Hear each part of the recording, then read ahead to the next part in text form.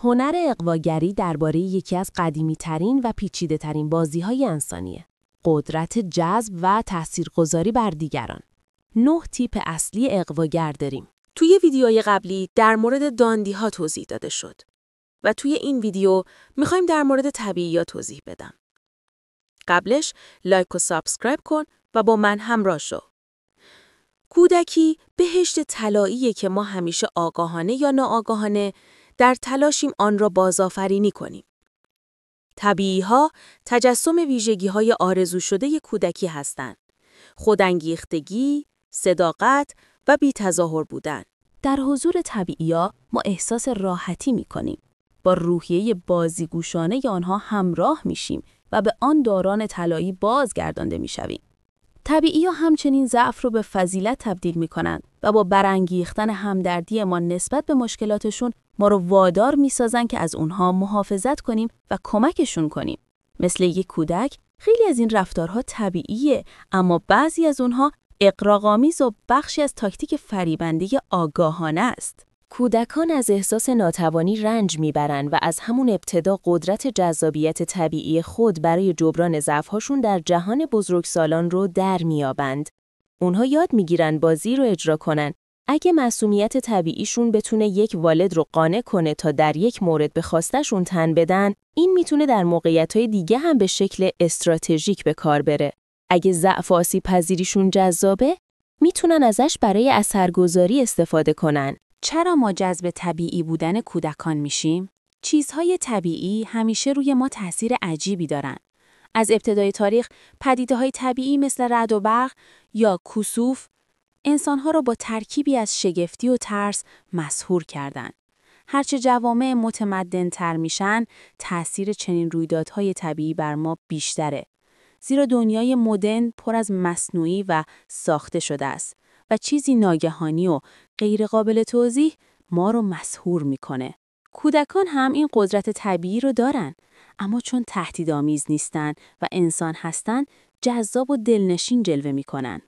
جذابیت کودکانه به طور طبیعی و بدون تظاهره و همین بی تکلفی باعث میشه که هم دلربا و هم خطرناک جلوه کنن. کودک نمایانگر دنیاییه که ازش همیشه محروم شدیم. زندگی بزرگسالی پر از کسالت و مصالحه است. بنابراین ما خیال کودکی رو به عنوان عصر طلایی در ذهن داریم. مواجهه با یک کودکی جذاب ما رو یاد گذشته طلایی خودمون میندازه و بخش کوچکی از اون حس شادابی و معصومیتی دوباره به ما باز میگرده. طبیعی‌ها افرادی هستند که تونستن بخشی از ویژگی‌های کودکانشون رو که معمولاً در بزرگسالی از بین میره حفظ کنن.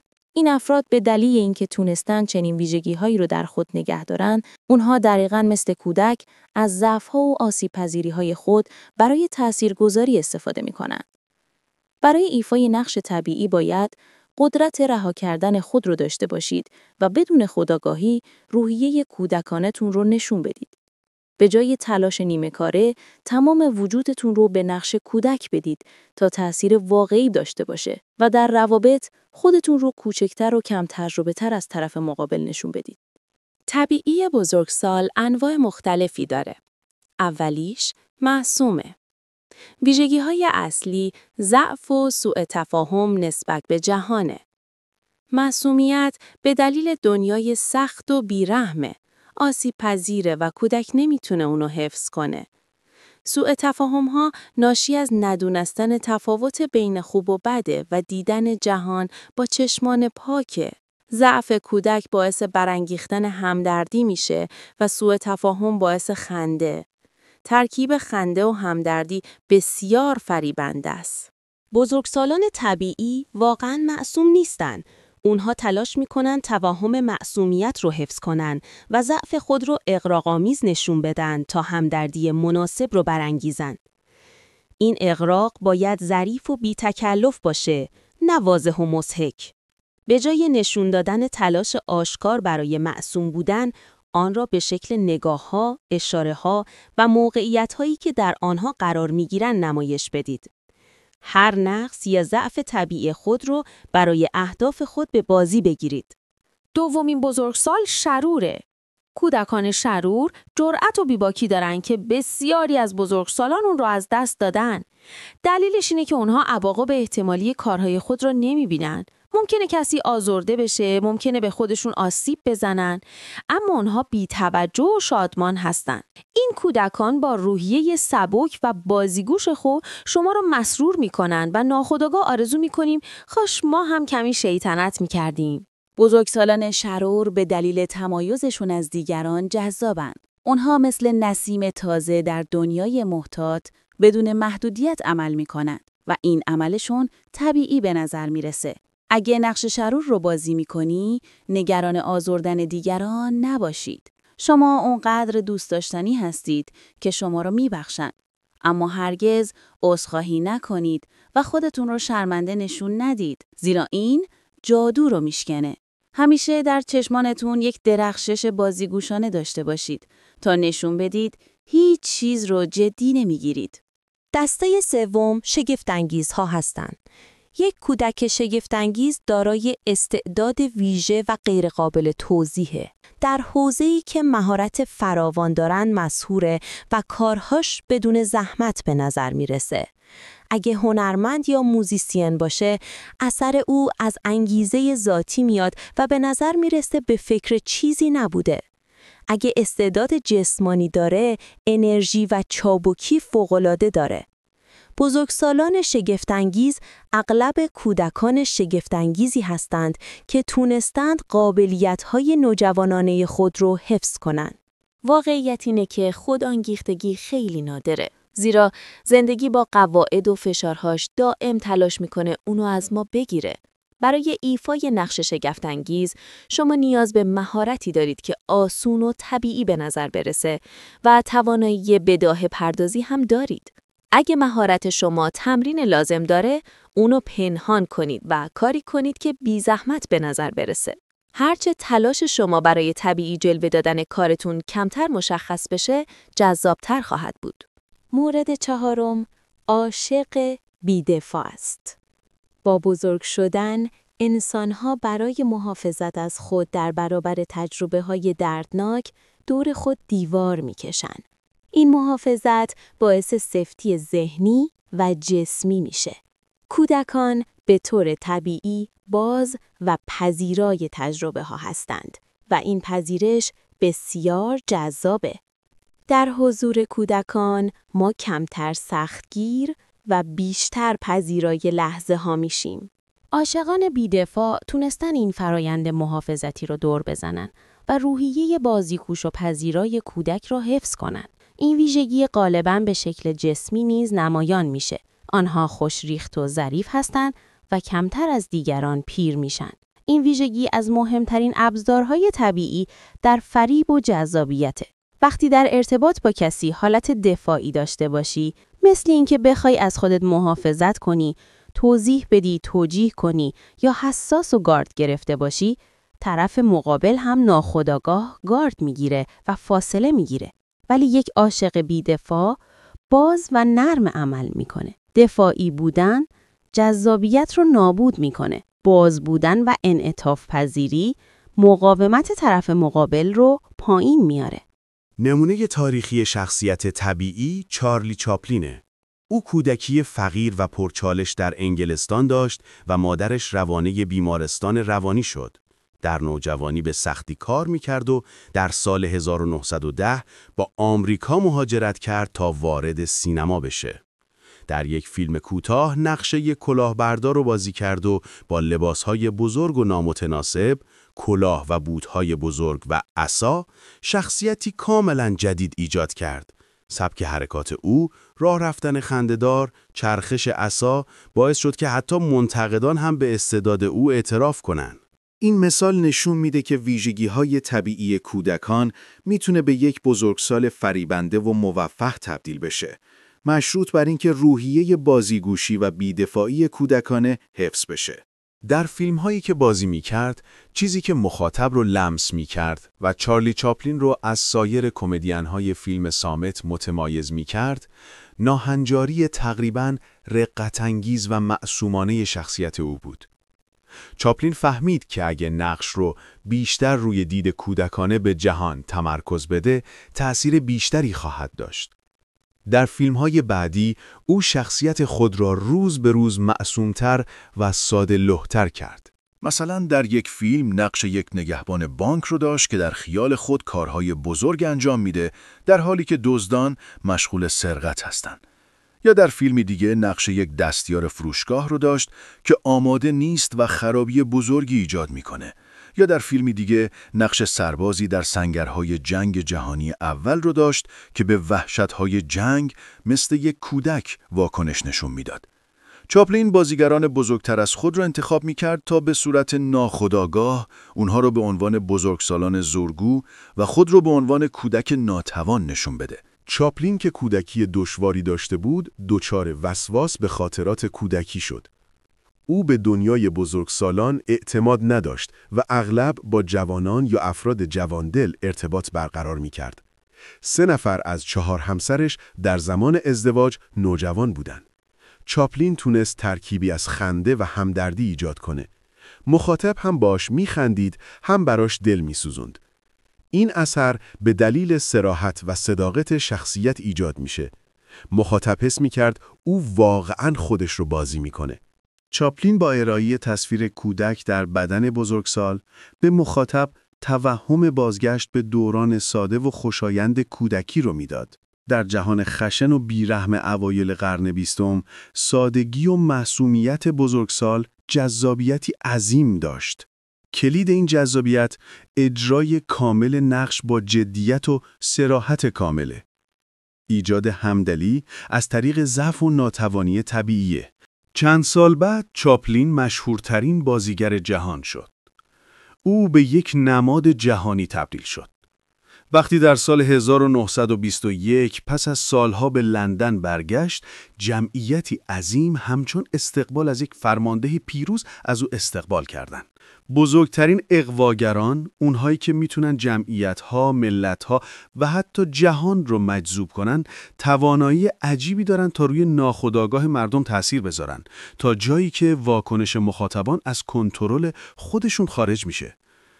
چاپلین به صورت ناخواسته به این قدرت دست یافت. وقتی فهمید با برجسته کردن ضعف و سادگی کودکانه میتونه اثری عمیق بگذاره. در اوایل قرن 20 جهان با سرعتی انفجاری در حال تغییر بود. کارگران ساعات بیشتری رو در مشاغل مکانیکی و بیروح میگذروندن. زندگی هر روز غیر انسانی‌تر و سخت‌تر میشد. جنگ جهانی اول این واقعیت رو کاملاً آشکار کرد. مردم دلشون برای کودکی از دست رفته تنگ شده بود، بهشت گمشده‌ای که فقط در خیال وجود داشت.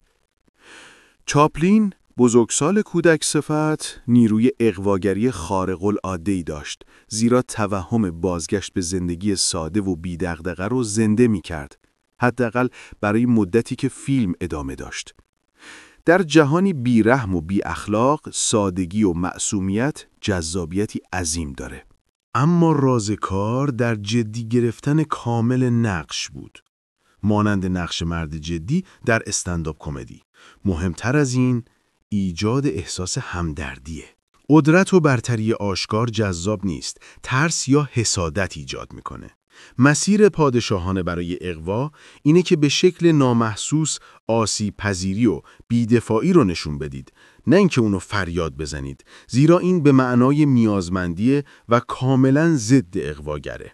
نخود مغزی یا مظلوم نمایی نکنید، بلکه اون رو در رفتار، سردرگمی و سادگی طبیعی نشون بدید. نمایش ضعف طبیعی شما رو فوراً دوست داشتنی میکنه.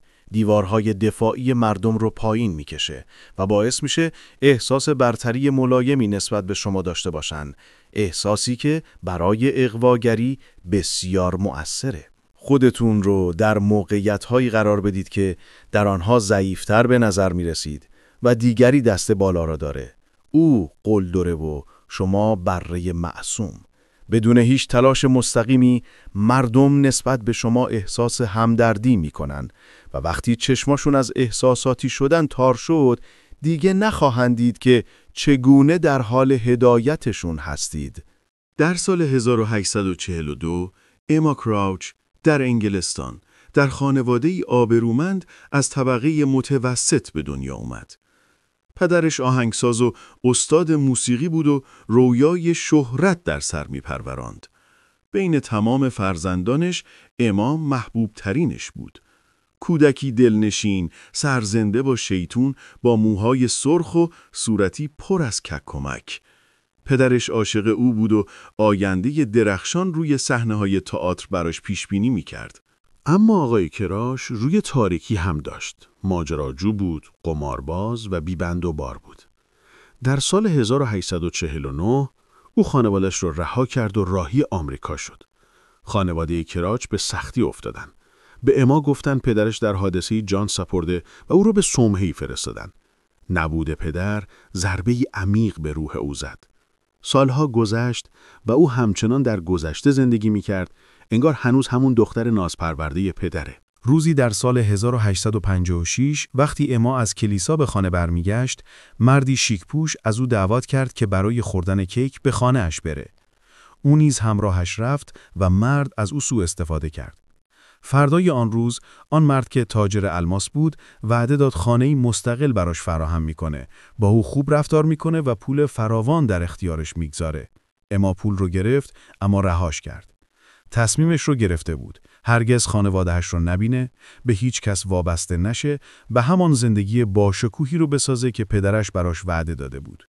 با پولی که تاجر بهش داده بود، لباسهای زیبا خرید و آپارتمانی ارزان اجاره کرد. سپس نام پرزرق و برق کوراپر رو برای خود برگزید و رفت آمد به سالن‌های مجلل لندن رو آغاز کرد. او در جایی که فاحشه‌ها و آقایون در کنار هم می‌نوشیدند، چنان جسور و بی‌پروا ظاهر شد که توجه صاحب آنجا آقای بیگنل رو جلب کرد. او 45 سال داشت. بسیار مسن‌تر از کورا بود، اما تصمیم گرفت معشوق و حامی او بشه و اونو با پول و توجه غرق کرد. سال بعد او را با خود به پاریس برد، شهری که در دوران امپراتوری دوم فرانسه در اوج ثروت و شکوه بود. کورا مسحور پاریس شد، اما بیش از هر چیز شیفته رژه کالسکه‌های اشراف شد. جایی که شاهزادگان و از همه چشمگیرتر روسپیان بلند مرتبه با پرشکوه ترین کالسکه‌ها ظاهر می شدن. این دقیقاً همون زندگی بود که پدرش رؤیایش رو در ذهن او کاشته بود. کورا همانجا به بیگنل گفت که وقتی او به لندن برگرده خودش در پاریس میمونه. کمی بعد ثروتمندان فرانسوی توجهشون به این دختر جسور جلب شد. او را می‌دیدند که با پیراهنی صورتی تند که با موهای آتشین، پوست روشن و ککمکاش هماهنگ بود، در خیابانها قدم می‌زد. می‌دیدند که با بی‌پروایی تمام سوارکاری می‌کنه و شلاق را چپ و راست می‌چرخونه. می‌دیدند که در کافه‌ها بین حلقه‌ای از مردان نشسته و با طعنه‌های بامزه‌اش همه را به خنده می‌اندازه. همچنین داستان‌های درباره ماجراجویی‌های او میشنیدند، از اینکه چطور با بیشرمی کودکانه از نمایش بدنش لذت می‌برد. اشرافه پاریس، مخصوصاً مردان مسن‌تر که از سردی و حسابگری روسپیان عادی خسته شده بودند، مجذوب روحیه دخترانه و بی‌قید او شدند. وقتی پول از سوی عاشقان قدرتمندش سرازیر شد، کورا اونا رو خرج چیزهای شگفت‌انگیز کرد. کالسکه‌ای چند رنگ با اسب‌های شیری رنگ و وانی از مرمر روزگلی که حروف نام او با طلا بر آن نقش شده بود. مردان با یکدیگر رقابت می‌کردند که چه کسی میتونه اونو بیشتر ناز پرورده کنه. عاشق ایرلندی طی تنها 8 هفته تمام ثروتش رو پای کورا ریخت. اما پول هرگز وفاداری کورا رو نمی‌خرید. او با کوچکترین هوس مرد رو رها می‌کرد و سراغ دیگری می‌رفت. رفتارهای وحشی و بی‌پروا و بی‌اعتنایی کورا به آداب اجتماعی سراسر پاریس رو به هیجان و اضطراب انداخته بود. مردم اغلب اشتباهاً فکر می‌کنند که جذابیت و قدرت اغواگری به زیبایی فیزیکی، ظرافت یا سکسی بودن مربوطه. اما کورا زیبایی خیره کننده‌ای نداشت، اندامی پسرانه و سبک پوششی تند و زننده داشت. با این حال دلیرترین و ثروتمندترین مردان اروپا برای داشتنش با هم رقابت می‌کردند و بسیاری در این مسیر خود را نابود کردند. آنچه آنها را اسیر می‌کرد روحیه کورا بود، نه ظاهرش. او دختر محبوب پدری بود که عملاً او را ناز پرورده کرده بود. و کورا تصور می‌کرد ناز کشیدن او کاملاً طبیعیه که همه مردان باید همین کار رو بکنن. نتیجه این بود که مثل یک کودک لوس هرگز احساس نکرد باید برای جلب توجه کسی تلاش کنه. همین استقلال وحشی بود که مردان رو دیوانه می‌کرد. آنها می‌خواستند او را رام کنن، در اختیار بگیرن و همین غیر ممکن بودن قدرت اغواگری او را چند برابر می‌کرد. کورا هرگز تظاهر نمی‌کرد یک خانم هست. او آشکارا یک فاحشه سطح بالا بود و همین بی‌پروایی که در زنی نجیب رسوایی به حساب بیومد، در او طبیعی و سرگرم کننده جلوه می‌کرد.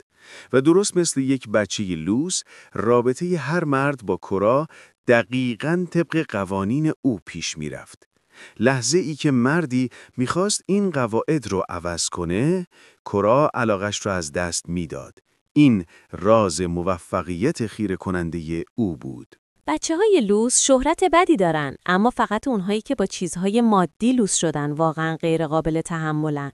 کسایی که با محبت لوس شدن، در عمق وجودشون میدونن چقدر جذابن و این آگاهی در بزرگسالی تبدیل به یک موهبت بزرگ میشه. فروید که خودش مورد علاقه مادرش بود، اعتقاد داشت بچه‌های لوس نوعی اعتماد به نفس مادرزادی دارن که تا آخر عمر همراهشون میمونه. این اعتماد به بیرون ساطع میشه، دیگران رو جذب میکنه و همین جذب شدن باعث میشه مردم دوباره اونها رو لوس کنن. یک چرخه جذاب و خود تقویت کننده. چنین آدم‌هایی چون روح و نیروی طبیعیشون هرگز توسط والدینی سختگیر سرکوب نشده، وقتی بزرگ میشن، جسور، ماجراجو و شیطون باقی میمونن. درس ساده است. شاید دیگه نتونید توسط والدینتون لوس بشید، اما همیشه میتونید دیگران رو وادار کنید شما رو لوس کنن. همه چیز در طرز برخورد شماست. آدما جذب کسانی میشن که انتظارات بزرگی از زندگی دارن، نه کسانی که ترس و بی‌توقعن.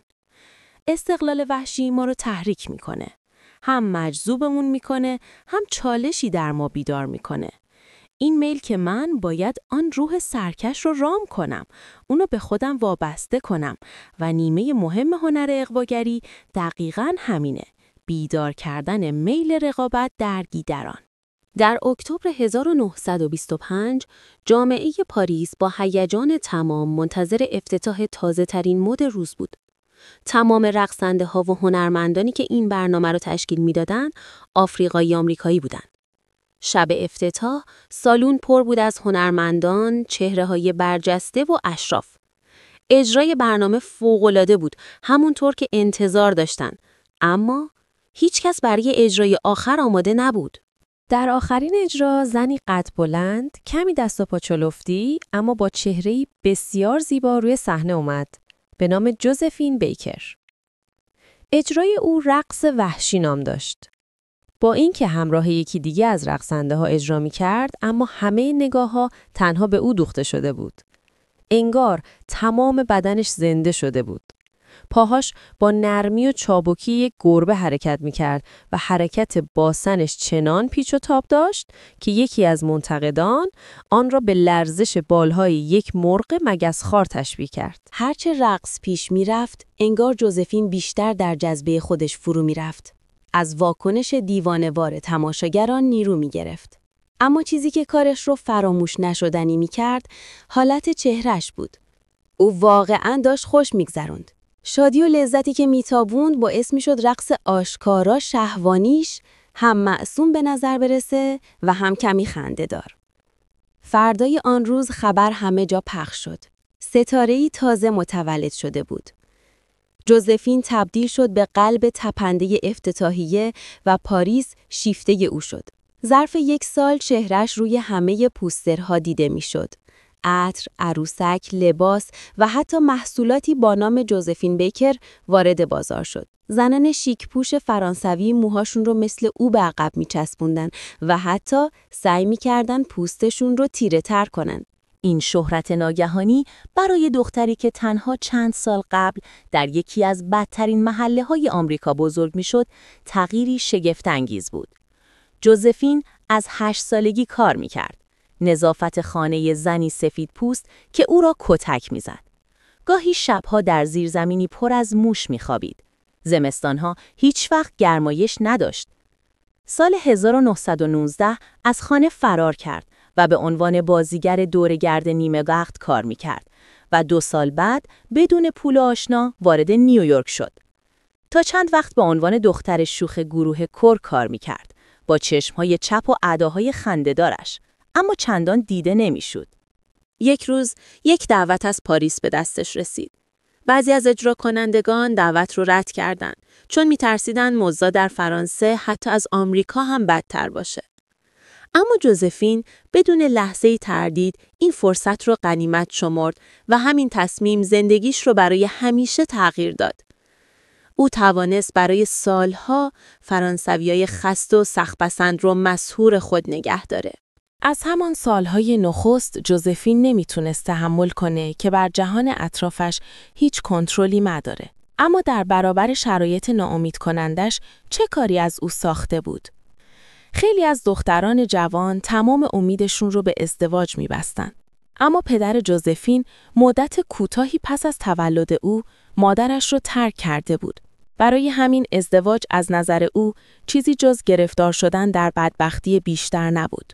پس راه حلش چی بود؟ همان پاسخی که خیلی از کودکان در مواجهه با محیطی ناامید کننده پیدا می‌کنند. ساختن جهانی کوچک از خیال و بازی و پناه بردن به آن. جوزفین هم همین کار رو کرد. جهانش پر بود از رقص، دلقک بازی و رویاهای بزرگ. مهم نبود دیگران ناله کنن. جوزفین لبخند میزد، اعتماد به نفس داشت و روی پای خودش می ایستاد. از همون دوران کودکی تا آخرین سالهای عمرش، تقریباً همه کسانی که با او روبرو می شدند، این ویژگی را به عنوان یک نیروی عمیقاً جذاب و اغواگر توصیف می کردند.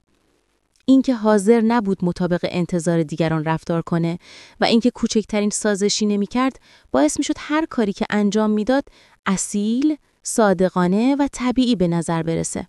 کودکان عاشق بازی‌اند و دوست دارند دور خود جهانی کوچک بسازن. وقتی کودکی غرق در خیال بافی میشه، به شکلی زیبا دلرباست، چون تخیلش رو با چنان احساس و جدیتی می‌آمیزه که آدم رو مسحور میکنه. بزرگسالانی که طبیعی و کودک صفت هستن، به ویژه هنرمندان، کار مشابهی انجام میدن. دنیای خیالی خودشونو میسازن و در اون زندگی میکنن. انگار واقعیت واقعی همونه. خیال همیشه از واقعیت خوشایندتره و چون بیشتر مردم نه قدرت خلق چنین جهانی رو دارن و نه جرأتش، دوست دارن کنار کسانی باشن که چنین جهانی رو ساختن. یادت باشه، نقشی که زندگی بهت داده نقشی نیست که مجبور باشی بپذیری. همیشه میتونی نقشی تازه برای خودت خلق کنی. نقشی مطابق با خیال و رویای خودت. با تصویرت بازی کن، اما اون رو خیلی جدی نگیر. اصل ماجرا اینه که این بازی رو با همون جدیت و احساسی که کودک انجام بدی. طوری که کاملا طبیعی و واقعی جلوه کنه. هرچه بیشتر در دنیای شاد و خیالی خود غرق بشی، جذابتر و اغواگرتر میشی. نیمه کار جلو نرید. اگر قراره در دنیای خیال زندگی کنید، بذارید منحصر به فرد و رادیکال باشید و اون وقت خواهید دید که چطور مثل آهنربا همه رو به سمت خودت میکشونی. جشن شکوفه گیلاس در دربار هیان در ژاپن اواخر قرن 10 برپا بود. در کاخ امپراتور بسیاری از درباریان مست بودن و برخی نیز عمیقاً خوابیده. اما شاه دخت جوان اوبروزوکیو بیدار بود و شعر می‌خواند. صدایش لطیف و آرام بود. به سوی در اقامتگاهش رفت تا به ماه نگاه کنه. ناگهان بوی شیرینی به مشامش رسید و دستی آستین ردایش رو گرفت. هراسان گفت: کیستی؟ صدای مرد پاسخ داد: ترسی نیست و بلافاصله شعری خواند. بی هیچ سخنی دیگه مرد شاه دخت رو به سمت خودش کشید، اونو بلند کرد و به ایوان روبروی اتاقش برد و در کشویی رو پشت سرش بست. اوبورزوکیو وحشت زده بود و تلاش کرد کمک بطلبه، اما مرد در تاریکی با لحنی بلندتر گفت فایده ای نداره. همیشه کار خودم رو میکنم. فقط لطفاً سکوت کن. اکنون شاهدخت صدا رو شناخت. گنجی، پسر جوان کنیز محبوب امپراتور بود. مردی که ردایش همیشه عطری ویژه داشت. همین آشنایی کمی بهش آرامش داد، اما در عین حال آوازه گنجی رو هم خوب میدونست. بی پرواترین اغواگر دربار. مردی که برای رسیدن به خواستش از هیچ چیز نمی‌گذشت. او مست بود. سحر نزدیک شده بود و نگهبانان به زودی از اونجا رد می شدن. اوبوروزوکیو نمیخواست در چنین وضعی با او دیده بشه. گنجی چهره‌ای زیبا، نگاهی صمیمی و بیشیل پیله داشت. صدای دلربایی داشت. با صدای دلرباش واژه‌هایی میگفت که نرم و لغزان وارد ذهنش میشدن که اندیشه‌هاش رو پر میکردن. با روشن شدن هوا گنجی برخاست. چند جمله عاشقانه گفتند. بادبزن‌های خود را با همدیگه عوض کردند و او به سرعت رفت. در روزهای بعد از این ماجرا، اوبوروزوکیو تنها به گنجی می‌اندیشید. میدونست او معشوقه‌های دیگه‌ای هم داره، اما هر بار که سعی می‌کرد اونو از ذهنش بیرون کنه، ناگهان نامه‌ای از اون می‌رسید و همه چیز از نو آغاز می‌شد. حقیقت آن بود که خود اوبوروزوکیو آغازگر این نامه نگاری شده بود. آن دیدار نیمه شبی هنوز روحش رو می‌آشفت. او باید دوباره اونو میدید. با وجود خطر آشکار و این واقعیت که امپراتور از گنجی نفرت داشت، او قرار دیدارهای دیگه‌ای در اقامتگاهش ترتیب داد. اما شبی یکی از درباریان حسود آن دو رو با هم دید. خبر به گوش امپراتور رسید و خشمش فوران کرد و دستور تبعید فوری گنجی از دربار رو داد. گنجی به سرزمینی دور رفت و دربار آرام گرفت. سپس امپراتور درگذشت و پسرش به تخت نشست. اما دربار دچار خلایی عمیق شد. زنانی که گنجی آنان رو افسون کرده بود، غیبتش رو تاب نمی آوردن و باران نامه‌ها رو روانه او کردن. حتی زنانی که هرگز او رو از نزدیک نشناخته بودن، با دیدن هر یادگاری از او، مثلا ردایی که هنوز عطرش بران مانده بود، به گریه می افتادن. امپراتور جوان نیز دلتنگ شوخ طبعی و حضور پرشورش بود. شاهزادگان نواهای او را از یاد نمی بردن و اوبوروزوکیو حسرت آن دیدارهای نیمه شب رو می کشید. گنجی دوباره به دربار فراخوانده شد. نه تنها بخشیده شد، بلکه استقبال قهرمانی از او به عمل آمد. امپراتور جوان این مرد رسوا رو با چشمانی اشک‌آلود در آغوش گرفت. گنجی یک طبیعی است. معشوق بی‌دفاع، مردی که شیفتگی مادام‌العمرش به زنان و محبت واقعی که به آنان نشان میده، او را مقاومت ناپذیر میسازه. شعار گنجی این بود: من همیشه به خواستم میرسم. این باور به خود نیمی از جذابیت او بود. مقاومت دیگران هرگز او را تدافعی نمی‌کنه. او با ظرافت عقب می‌نشینه، شعری می‌خوانه و با عطر ردایش که در هوا می‌ماند صحنه رو ترک می‌کنه و قربانیش با خود می‌اندیشه که چرا ترسیده بود و چه چیزی را از دست داده. سپس خود راهی پیدا می‌کنه تا به او بفهمانه که بار بعد اوضاع متفاوت خواهد بود. گنجی هیچ چیز را جدی یا شخصی نمیگیره و در 40 سالگی، سنی که در قرن 11 بسیاری از مردان فرسوده می شدن، هنوز همچون پسری جوان جلوه می کرد. نیروی اغواگریش هرگز او را ترک نکرد. انسان‌ها بسیار تأثیرپذیر هستند. احساسات و خلق و خو به سادگی بین افراد منتقل میشه. در حقیقت، اغواگری بر همانندسازی استواره. بر ایجاد آگاهانه حال هوایی که در فرد مقابل تکرار میشه. اما تردید و دستپاچگی هم مصریه و در اغواگری کشندن. اگه در لحظه حساس، دودل یا خودآگاه به نظر برسید، طرف مقابل حس میکنه که شما به خودتون فکر میکنید، نه اینکه مجذوب او شده باشی و جادو باطل میشه. اما عاشق بی‌دفاع اثری وارونه داره. فرد مقابل شاید مردد باشه، اما وقتی با کسی روبرو میشه که این چنین طبیعی و مطمئنه، به حال هوای او کشیده میشه. درست مثل رقصی که در آن شریکتون بدون زحمت شما رو در سالن میچرخونه. این مهارتیه که میتوان آموخت. باید ترس‌ها و دستپاچگی‌هایی رو که در طول سالها توی شما انباشته شده از میان بردارید. در برخوردتان نرمتر و در برابر مقاومت دیگران کمتر تدافعی باشید. مقاومت بسیاری از مردم در واقع نوعی آزمونه و اگه اندکی تزلزل نشان بدید، هم آزمون رو میبازید و هم شکتون رو به آنان منتقل میکنید. ویژگی‌های کودکانه میتونن دلنشین باشن، اما همزمان میتونن آزاردهنده هم باشن. زیرا کودک بودن مطلق میتونه خیلی سریع خسته کننده بشه.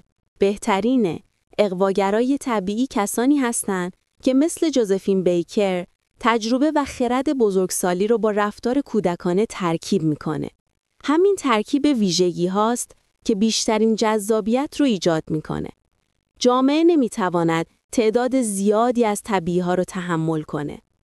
به هر حال معمولاً تنها هنرمندان یا کسانی با وقت آزاد فراوان میتونن این نقش رو به طور کامل ایفا کنند.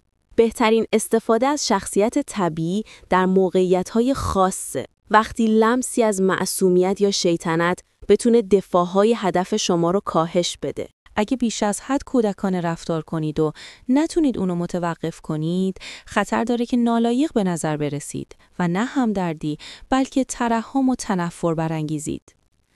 به همین ترتیب ویژگی‌های اغواگرانه طبیعی در فردی که هنوز جوونه و این خصوصیات طبیعی به نظر میرسن بهتر عمل میکنه.